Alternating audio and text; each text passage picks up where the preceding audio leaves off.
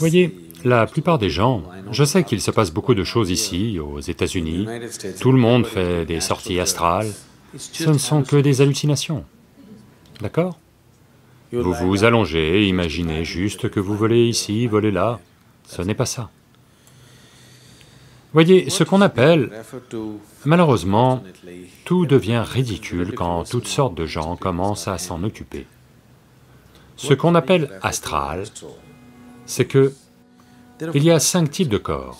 Le corps physique, le corps mental, le corps énergétique, le corps éthérique et le corps de félicité. Ce sont 5 dimensions du corps.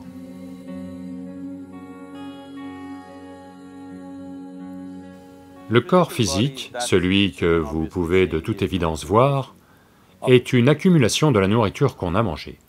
Donc le type de nourriture qu'on mange a définitivement un impact sur le type de corps qu'on accumule. Le prochain est le corps mental. Quand on dit mental, on ne désigne aucune partie en particulier. Chaque cellule du corps a sa propre intelligence. Donc il y a tout un corps mental. Et ces deux-là sont comme, ça c'est votre matériel, ça c'est votre logiciel. Votre matériel et logiciel ne sont bons à rien, à moins qu'ils soient branchés sur une alimentation de qualité. Donc la troisième couche du corps est le corps énergétique.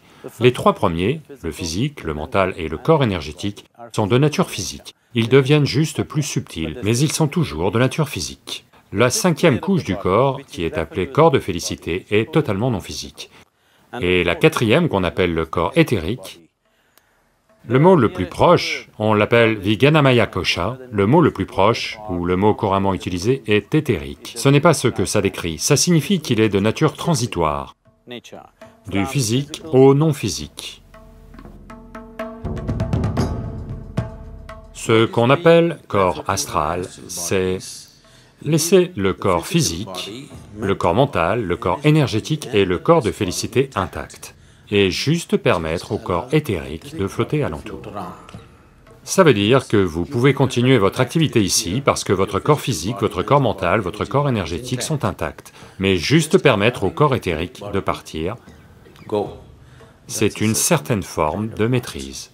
Vous ne pouvez pas juste y arriver en délirant. Ça demande énormément de sadhana à quelqu'un pour y arriver. Maintenant, quand on parle de quitter le corps, on permet juste au corps pranique de sortir, ce qui est bien plus simple. C'est une chose bien plus simple à faire et c'est une chose plus concrète, comparée au corps éthérique. Le corps pranique est physique, c'est un type de présence plus physique, c'est de l'énergie, mais c'est une énergie physique. L'éthérique est une énergie transitoire, elle n'est ni physique, ni au-delà, c'est une transition. Le corps de félicité est totalement au-delà du physique. Donc, faire sortir le corps pranique et le ramener est facile, et c'est une expérience bien plus forte parce qu'une partie physique de vous sort et revient. Le corps éthérique nécessite bien plus de sadhana, parce que ce n'est pas dans votre expérience, ce n'est pas quelque chose que vous pouvez toucher, à moins d'être à un certain niveau de sadhana et d'intensité en vous-même. Mais à chaque coin de rue, ils font des voyages astraux de nos jours. C'est juste des hallucinations.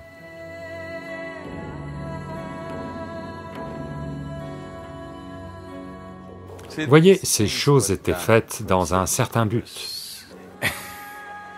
Ça s'appelle Parakaya Pravesha. Il y a eu des écoles qui étaient fondamentalement axées là-dessus, en Inde. Simplement pour le divertissement. Ça ne vaut pas la peine d'explorer ces choses, parce que ça demande énormément d'efforts pour maîtriser ces choses, et à la fin, quoi? Qu'avez-vous atteint? C'est sans conséquence au niveau spirituel.